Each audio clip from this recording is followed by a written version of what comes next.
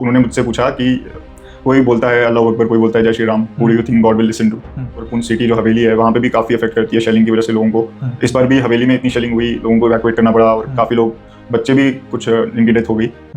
मान लो किसी को इंटरव्यू की प्रिपरेशन करनी हो तो उसको क्या सजेशन देना चाहोगे? मेरा बेस्ट एक्सपीरियंस पूरे जो जर्नी थी सीएपीएफ की उसमें वो इंटरव्यू था। और मुझे लगा कि सीआरपीएफ का काफ़ी रोल है इंटरनल सिक्योरिटी में, नक्सलिज्म में भी। और मैं कॉलेज भी मेरा श्रीनगर में था तो काफ़ी देखा हमने वहाँ पे वैली क्यूएटी भी है, तो वो काफ़ी इन्वॉल्व रहते हैं एक्शन में, ऑपरेशंस में।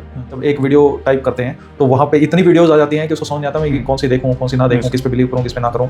तो ऐसे में राइट मेंटोर को कैसे चूज करेगा एक candidate?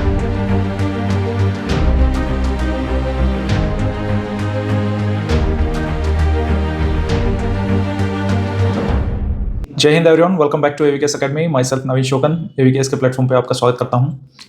Students, as you know we have started a campaign CAPF पहचान, और आज हमारे साथ हमारे एक स्टूडेंट हैं आयान।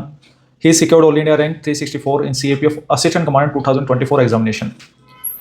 इंजीनियर हैं, जॉब छोड़ के सीएपीएफ की तैयारी की, फर्स्ट अटैम्प्ट में सीएपीएफ क्लियर किया और सीआरपीएफ फर्स्ट प्रेफरेंस है। काफ़ी इंटरेस्टिंग जर्नी है क्योंकि जम्मू कश्मीर बॉर्डर एरिया से बिलोंग करते हैं, पुंछ एरिया से हैं। ऐसे में इंटरव्यू में 125 मार्क्स स्कोर किए, तो काफ़ी इंटरेस्टिंग कन्वर्सेशन रहने वाली है। चलिए चीज़ों को स्टार्ट करते हैं। Hello Ayaan, how are you, कैसे हो? Hi sir, I am good, how are you sir? बहुत बढ़िया।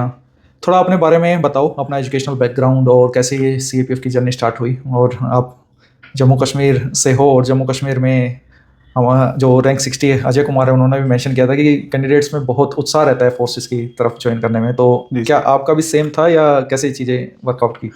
सर बिल्कुल सेम जज्बात थे फोर्स में जाने के। स्टार्टिंग से मेरा इंक्लिनेशन था डिफेंस की तरफ। मेरा एजुकेशन बैकग्राउंड सर, पहले मैं पुंछ में पढ़ा, उसके बाद फिर मैं जम्मू में मैंने बीएसएफ स्कूल से पढ़ा है काफ़ी टाइम। फिर वापस मैं अंडर से 11th-12th कंप्लीट की थी, पुंछ में ही है वो। और देन उसके बाद मैंने ग्रेजुएशन कंप्यूटर साइंस में की, बीटेक एनआईटी श्रीनगर से। ओके। देन सर मैंने जॉब भी की है 1.5 साल बैंगलोर में, और फिर वहाँ से मैं छोड़ के आया था और मैंने फुल टाइम प्रिपरेशन स्टार्ट की सीएपीएफ की। तो बेंगलोर चले गए थे, तो आईटी सेक्टर में तो अच्छा खासा पैसा है यार, और ग्रोथ भी अच्छी है। तो क्या ऐसा माइंडसेट बना कि वो सेक्टर छोड़ के और इस सेक्टर की तरफ आगे जो टोटली अपोजिट है उसके? सर मुझे लगता है मैं मीनिंग नहीं सर्च कर पाया वहाँ पे ज़्यादा, कुछ पर्पस वैसा मुझे लगा नहीं। पैसा तो है नो डाउट सर, और मुझे लगता है अगर कोई चीज़ आपको पसंद है लाइफ में करना और उसके लिए आपको पे किया जा रहा है तो वो बेटर है। तो उसमें सीएपीएफ ऑप्शन चूज किया आपने? Yes definitely. सिविल सर्विसेज के अटेम्प्ट भी दिए हैं क्या आपने? नहीं सर। ओके, तो डेडिकेटली सीएपीएफ की तैयारी की और सीएपीएफ क्रैक किया? सर सीडीएस भी दिया है। ओके। सीडीएस मैंने 2 बार दिया था, रिटर्न क्लियर हुआ था, बट मैं स्क्रीन आउट हो गया। तो we can say that you are a defence aspirant, core defence aspirant. Yes sir. तो यहाँ से एक मिथ ये भी ब्रेक होती है कैंडिडेट्स की, जो सिविल सर्विसेज की तैयारी करते हैं उनका ही सीएपीएफ क्रैक होता है। नहीं डेफिनेटली नॉट। हाँ, लास्ट जो कैंडिडेट थे अजय कुमार, उन्होंने भी मतलब सीएपीएफ की तैयारी की और सीएपीएफ क्रैक किया। और आपके बैच में बहुत कैंडिडेट्स ऐसे हैं जो मतलब सीएपीएफ ओरिएंटेड प्रिपरेशन रही या डिफेंस ओरिएंटेड प्रिपरेशन रही और अच्छा रिजल्ट लेके आए वो। तो सीएपीएफ में जो ये जर्नी रही आपकी और प्रेफरेंस आपने दी सीआरपीएफ, उसका कोई रीजन है सीआरपीएफ को पहले नंबर पे रखने का? सर सीआरपीएफ का जब मैंने मैंडेट देखा, मैंने मैंडेट्स देखे फोर्सेस के, तो मुझे लगा कि सीआरपीएफ का काफ़ी रोल है इंटरनल सिक्योरिटी में, नक्सलिज्म में भी। और मैं कॉलेज भी मेरा श्रीनगर में था, तो काफ़ी देखा हमने वहाँ पे वैली क्यूएटी भी है, तो वो काफ़ी इन्वॉल्व रहते हैं एक्शन में, ऑपरेशंस में। तो मुझे स्टार्टिंग से शौक था कि इन सब चीज़ों में जाना है, तो वो रीज़न था सर मेरा सीआरपीएफ देने का। और वहाँ पे कोबरा भी है। तो वहाँ की अवेयरनेस आप बोल सकते हो या प्रेजेंस बोल सकते हो, सीआरपीएफ की प्रेजेंस है जो जम्मू में, वो उसने आपको इन्फ्लुएंस किया टुवर्ड्स सीआरपीएफ? हाँ सर बिल्कुल। तो आपका है कुछ ऐसा मन कोबरा का पार्ट बनने का? डेफिनेटली सर, अगर ऐसी अपॉर्चुनिटी मिलती है तो। सीआरपीएफ वैसे भी ट्रेंड सेटर है। सीएपीएफ कैटेगरी में बात करें तो 1939 से चली आ रही फोर्स है और एग्जाम्पल सेट करती है, बाकी फोर्सेस थोड़ा सा लुक अप टू करती हैं टुवर्ड्स द सीआरपीएफ। तो आपके बैच में बहुत लोगों की प्रेफरेंस है सीआरपीएफ, तो ट्रेंड भी थोड़ा चेंज हो रहा है अब। सीआईएसएफ से लोग शायद उब चुके हैं या क्या हुआ है, आई डोंट नो, कि वो सीआरपीएफ या आईटीबीपी, एसएसबी, इन फोर्सेस को भी फर्स्ट प्रेफरेंस या सेकंड प्रेफरेंस पे ऑप्ट कर रही हैं। यस। आपका इंटरव्यू में बहुत अच्छा स्कोर किया यार आपने, 125 marks out of 150 by God's grace sir. तो कुछ क्या किनका बोर्ड था और कैसा रहा इंटरव्यू का एक्सपीरियंस यूपीएससी में, क्योंकि आपका फर्स्ट अटेम्प्ट में क्लियर किया आपने और फर्स्ट अटेम्प्ट में ही फर्स्ट इंटरव्यू था, अच्छा स्कोर लेके आए, तो क्या वो रहा जर्नी, बताओ उसका कुछ। सर मेरा बोर्ड जो था संजय वर्मा सर का था, तो काफ़ी अच्छा था। मुझे लगता है मेरा बेस्ट एक्सपीरियंस पूरे जो जर्नी थी सीएपीएफ की उसमें वो इंटरव्यू था, और वो टाइम था जो मैंने वहाँ पे स्पेंड किया। काफ़ी इंटरेस्टिंग कन्वर्सेशन था और काफ़ी मज़ा आया उनसे बात करके, बहुत ज़्यादा। काफ़ी अच्छे सवाल भी पूछे, मुझे लगता है नॉलेज बेस्ड ज़्यादा नहीं गए, वो थोड़ा बहुत गए, विलेज डिफेंस गार्ड, वो स्कीम्स के बारे में थोड़ा बहुत उन्होंने मुझसे पूछा। मोस्टली मेरी हॉबीज़ पे, मेरे डैफ पे बेस्ड था, और मैंने डैफ में थॉट प्रोवोकिंग मूवीज लिखा था तो उसके बारे में पूछा। फिर जो मैंने मूवी मेंशन की उन्होंने भी देखी थी। तो कौन सी मूवी थी? सर वो उन्होंने बोला what's the best movie that you have ever watched. तो एक मेरी ऐसे तो बहुत है बट एक फेवरेट थी 12 Years a Slave। तो मैंने वो मेंशन की तो एक बोर्ड मेंबर ने बोला कि आई लाइक दैट मूवी, तो उन्होंने भी देखी। क्या क्रक्स है मूवी का? सर वो स्लेवरी पे, जो पुराने टाइम में स्लेव बनाते थे ब्लैक्स को और उनको सेल आउट करते थे, तो उस पे काफी अच्छी मूवी है सर, काफी टेयर जर्कर टाइप मूवी है। सबसे इंटरेस्टिंग मोमेंट क्या था पूरे आपका पर्सनालिटी टेस्ट का? सर सबसे इंटरेस्टिंग मुझे लगता है लास्ट की कन्वर्सेशन थी, जब एक सर थे जो 4th सर थे, वो उन्होंने मुझसे पूछा कि कोई बोलता है अल्लाह अकबर, कोई बोलता है जय Shri Ram, who do you think God will listen to? तो काफी अच्छा क्वेश्चन लगा, मतलब इंटरेस्टिंग, कुछ यूनिक सा क्वेश्चन था, सबसे अलग। क्या जवाब दिया आपने? तो मैंने बोला कि sir I believe God has no interest in our personal affairs. वो सारे हंसने लगे और बाकी सब भी बोर्ड मेंबर्स हंस रहे थे, चेयरमैन सर भी हंस रहे थे। राइट। तो यही चीजें होती हैं कि आप हर एक सवाल घर से तैयार करके नहीं जा सकते। आपको कुछ चीजें ऐसी भी होंगी, आपको माइंडसेट आपको तैयार करके जाना पड़ेगा ताकि आप सिचुएशन के अकॉर्डिंग अपने आंसर्स तैयार कर सकें या उनका अपने रिस्पॉन्सेज आप अच्छे से बता सकें। बिल्कुल बिल्कुल सर, और बहुत कम टाइम मिलता है रिस्पॉन्ड करने को। आप बिल्कुल, आप बहुत ज्यादा इतना टाइम नहीं ले सकते कि पता चला 1 मिनट तक सोचे जा रहे हैं तो सर आप उसको कन्वर्सेशन की तरह लो तो बेटर है। अब आप माइंड में स्ट्रेस या प्रेशर लोगे तो फिर दिक्कत हो जाती है। मैं भी यही रिकमेंड करता हूँ कि ये आप पे डिपेंड करेगा कि आप वो आपसे बातें करना चाहते हैं, ये आप पे डिपेंड करेगा कि आप इंटरव्यू देके आते हो या बातें करके आते हो। एग्जैक्टली। तो बॉर्डर एरिया है पुंछ, तो कुछ वहाँ पे कैसी सिचुएशन है? क्योंकि हमने ऑपरेशन सिंदूर के दौरान भी चीज़ों को देखा कि थोड़ा कुछ कंसर्निंग पार्ट था, न्यूज़ में था। हाँ सर, वहाँ पे शेलिंग काफ़ी अफेक्ट करती है लोगों को। जहाँ से मैं बिलोंग करता हूँ मैंडर, वहाँ पे, और पुंछ सिटी जो हवेली है वहाँ पे भी काफ़ी अफेक्ट करती है शेलिंग की वजह से लोगों को। इस बार भी हवेली में इतनी शेलिंग हुई, लोगों को इवैक्यूएट करना पड़ा और काफ़ी लोग, बच्चे भी कुछ जिनकी डेथ हो गई। तो ऐसी सिचुएशन कभी वॉलेटाइल होती है जब ओवरऑल हो जाए, लेकिन ऐसे तो ठीक है। बाकी वहाँ पे सर जोश तो बहुत है लोगों को वहाँ पे भी ज्वाइन करने का फोर्सेज में काफ़ी, और कोई मुझे लगता है ऐसा मैन नहीं होता अपनी लाइफ में जो एक बार ना सोचे कि उसको यूनिफॉर्म पहननी है, सब चाहते हैं, तो वो तो है सर। अब सिचुएशन कैसे है? पहले से कुछ बेहतर है? हाँ सर, अभी तो ठीक है। बाकी अभी कुछ फंड्स भी आए हैं गेस वहाँ पे उस चीज़ को ठीक करने के लिए जो भी डैमेज हुआ था। तो आप कहाँ सर्व करना चाहोगे सीआरपीएफ में? मतलब आपको ऐसा कभी सोचा माइंड में कि मुझे यहाँ पे अपॉर्चुनिटी जरूर मिलनी चाहिए सर्व करने की? सर ऐसे तो सब, अब वो जहाँ भेजेंगे तो वहाँ तो जाना ही पड़ेगा, बट कश्मीर में फिर भी कभी सोचा होगा? कश्मीर सर, कश्मीर में बहुत मन है सर्व करने। Okay, nice. कोई specific reason behind that?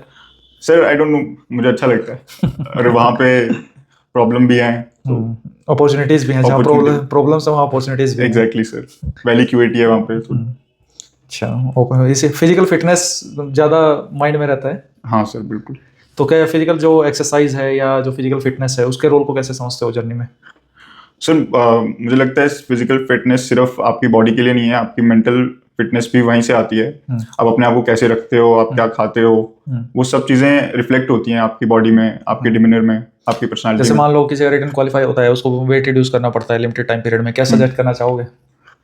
Sir वो एब्रप्टली उनको करना या फिर उसको एक लाइफस्टाइल बनाना, ये 2 डिफरेंट चीज़ें हैं। अब कोई होता है जिसका स्टार्टिंग से वैसा नहीं होता है तो फिर वो सडनली एब्रप्टली वो वेट लूज करेगा, बट मुझे लगता है आपका लाइफस्टाइल ऐसा होना चाहिए कि आप अपने आप को फिट रखो। खासकर जब आप एम कर रहे हो फोर्सेज में जाने का, तो ये आपका लाइफस्टाइल का पार्ट होना चाहिए फिटनेस।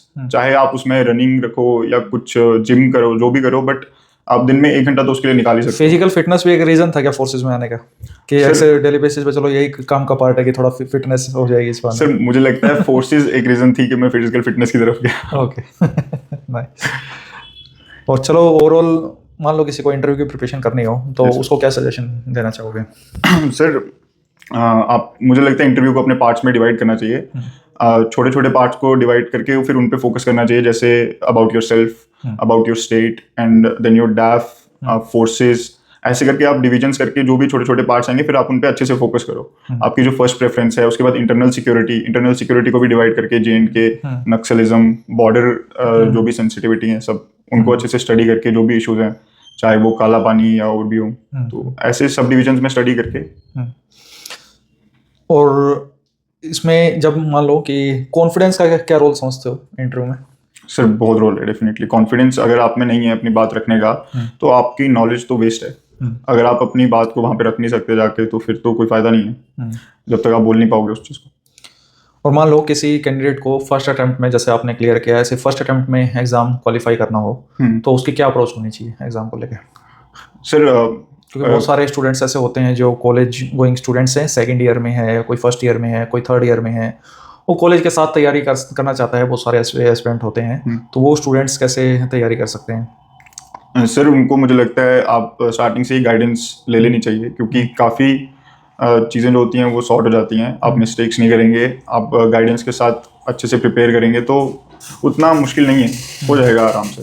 बस एक प्रॉपर प्लानिंग होनी चाहिए, स्मार्ट वर्क होना चाहिए। कितने घंटे की स्टडी आप ऐसा समझते हैं कि कैंडिडेट को डेली बेसिस पे करनी चाहिए इसके लिए? सर वो तो पर्सन टू पर्सन भी डिपेंड करता है। जैसे मैं इंजीनियरिंग बैकग्राउंड से था, तो मेरे लिए पॉलिटी पढ़ना पहली बार में मुझे समझने के लिए आर्टिकल्स, फिर उनके अंदर वो सब समझने के लिए मुझे टाइम लगा, मुझे फिर से उनको बार बार पढ़ना पड़ा, याद करना पड़ता है वो चीज़ों को। हिस्ट्री में ऐसी डेट्स हैं जो कैंडिडेट को याद करने में एक बार दिक्कत आती है, क्योंकि कॉन्सेप्ट तो चलो हम सीख लेते हैं ज्योग्राफी में, फैक्चुअल इन्फॉर्मेशन कंज्यूम करना एक थोड़ा सा चैलेंजिंग रहता है। और सर वो जागरण भी होता है ना एक सब्जेक्ट का, पॉलिटी का थोड़ा अलग है। आप इंजीनियरिंग से उसमें शिफ्ट कर रहे हो तो आपको समझना पड़ता है कि ये बात कहना क्या चाहते हैं, समझा क्या रहे हैं। तो उसमें मुझे लगता है जिसने ह्यूमैनिटीज ऑलरेडी रखा है उसके लिए थोड़ा जल्दी उनको समझ आएगा। तो क्या ऐसे जो एस्पिरेंट्स हैं जो जिनका बैकग्राउंड नहीं है, तो उनको मेंटर्स का रोल कैसा समझते हो उनके लिए? सर बहुत इंपॉर्टेंट है मेंटर्स का रोल। मेंटर्स का रोल तो उनके लिए भी इंपॉर्टेंट है जिनका बैकग्राउंड है भी है, क्योंकि उसके अलावा भी काफ़ी चीज़ें होती हैं जो हमें पता नहीं होती और हम वो गलतियां करते हैं। तो आज के समय में ऐसा बोला जाता है कि गाइडेंस से ज़्यादा मिसगाइडेंस है मार्केट में regarding any competitive exam, not particular to CAPF, क्योंकि रिसोर्सेज ओवर रिसोर्सेज है। पहले एक समय था जब रिसोर्सेज कम होते थे और लोग ढूंढते थे कि मुझे कहाँ रिसोर्सेज मिले। आज के समय में जब एक वीडियो टाइप करते हैं तो वहाँ पे इतनी वीडियोस आ जाती हैं कि उसको समझ नहीं आता मैं कि कौन सी देखूँ, कौन सी ना देखूँ, किस पे बिलीव करूँ, किस पे ना करूँ। तो ऐसे में राइट मेंटोर को कैसे चूज करेगा एक कैंडिडेट? सर वो आपको मुझे लगता है अपनी रिसर्च खुद करनी पड़ेगी, और जब आपको कोई जेन्युइन मिल जाता है तो आपको you have to stick with them. आप बार बार स्विच करेंगे यहाँ से वहाँ। कई स्टूडेंट्स हैं जो मेरे को भी मैसेज करते हैं कि बुक लिस्ट क्या है, सबको पता है स्टैंडर्ड बुक लिस्ट क्या है, पॉलिटी की लक्ष्मीकांत है, फिर भी वो पूछते हैं। तो वो एक चीज के साथ स्टिक करें ना तो वो ज्यादा बेटर है, क्योंकि आप यहाँ से वहाँ घूमेंगे तो ऑब्वियसली आप कंफ्यूज हो जाएंगे। तो एक मेंटर आपको जेन्युइन आपको लग रहा है तो आप उसके साथ स्टिक करें तो ऑब्वियसली आपको सक्सेस मिलेगी। एक प्रिपरेशन में क्या कोर पॉइंट्स हैं जो एक स्टूडेंट्स को हमेशा फोकस करना चाहिए? सर प्रिपरेशन में सबसे इंपॉर्टेंट है कंसिस्टेंसी, पेशेंस, ये चीज़ें मुझे लगता है बहुत इंपॉर्टेंट है। बाकी आप स्ट्रेटेजी वो सब तो इवेंचुअली सबको पता चल जाती है कि कैसे क्या पढ़ना है, बट आप कंसिस्टेंट रहना, पेशेंट रहना अपने साथ, कंपोज रहना, और यही चीज़ें फिर आपकी पर्सनालिटी में भी रिफ्लेक्ट होती हैं। और ये जो पेपर है ये इवेंचुअली ये क्वालिटीज आप में इनकलकेट भी कर रहा है और इंटरव्यू में भी ये काम आ रही है। तो ये चीज़ें बहुत इंपॉर्टेंट है किसी भी एग्जाम के लिए। रिगार्डिंग पेपर 1 और पेपर 2, उसमें स्टूडेंट कैसे प्रिपेयर करें, अगर थोड़ा सा माइक्रो लेवल पे बात करें तो?